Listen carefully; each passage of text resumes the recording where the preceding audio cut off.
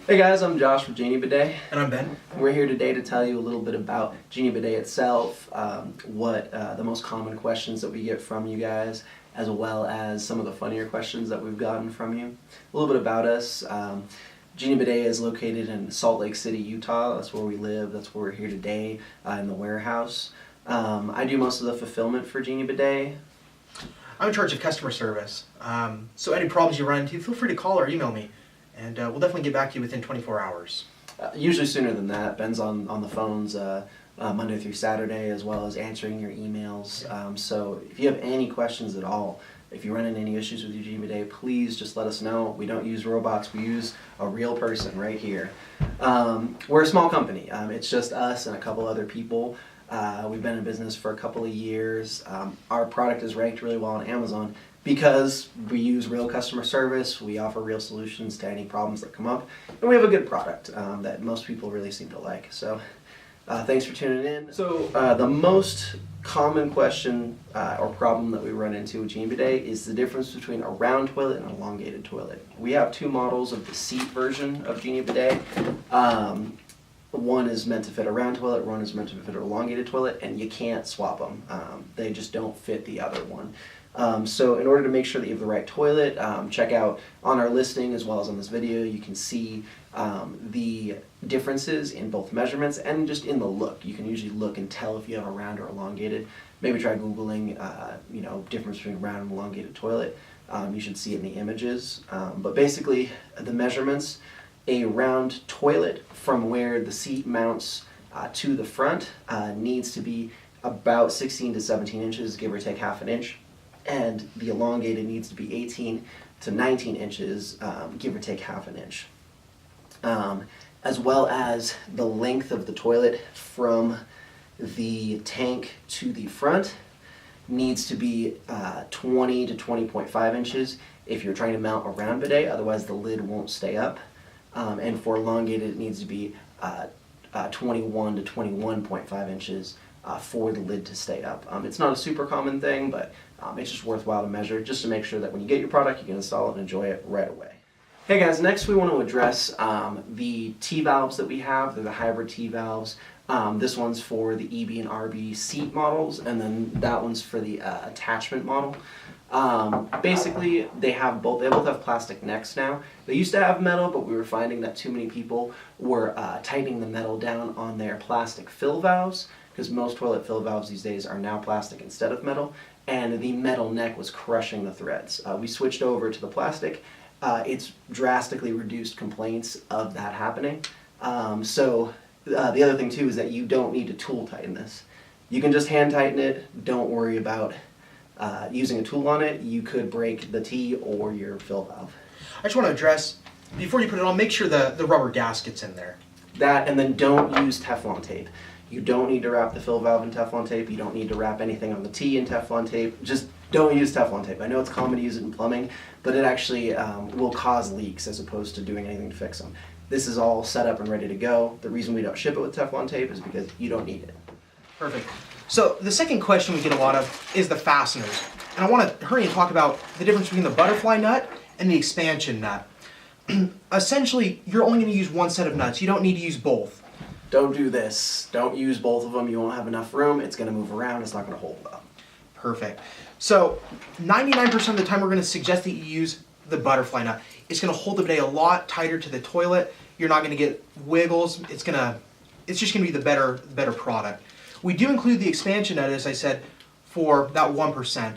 There are certain makes and models of toilets where you physically can't reach your hand up to tighten the butterfly nut. In that case, you're going to use the expansion nut.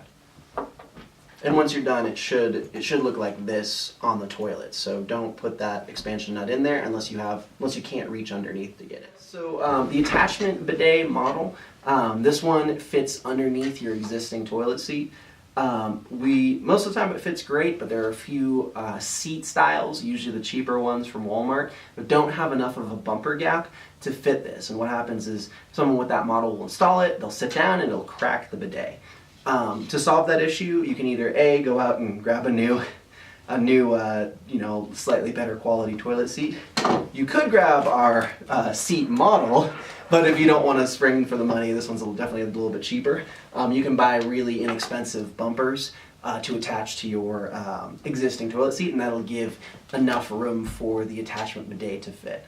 And it's that simple of a fix. All of our elongated and round bidets are going to come with this white hose.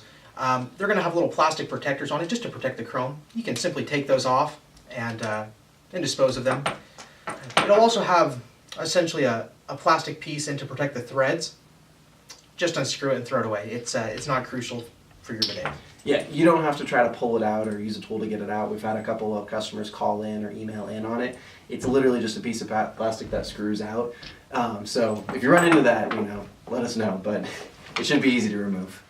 The GenieBidet doesn't do hot water. That's why it's less expensive than some like the $300 or $400 bidets, is because it doesn't plug into anything. You don't need an outlet in your bathroom. You don't need there's no heater inside of it. It's all non-electric. It just works off of the water pressure. Yeah, it's going to be colder water, or at least ambient temperature water to your house. It's not going to be a warm one. If you want a warm water one, there's a ton of good ones on Amazon. Just make sure that you have a plug in your bathroom.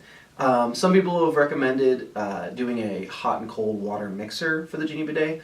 We don't recommend it for two reasons. One is it requires some plumbing between your sink and your toilet. If you're good at that, that's fine, go for it. The other reason is because we really don't want you to burn your bum hole, because that's going to be really uncomfortable. So just stick with it how it is, and if after a while you decide you love bidets and you want something that does hot water, spring for one of the fancier ones. That's perfectly fine.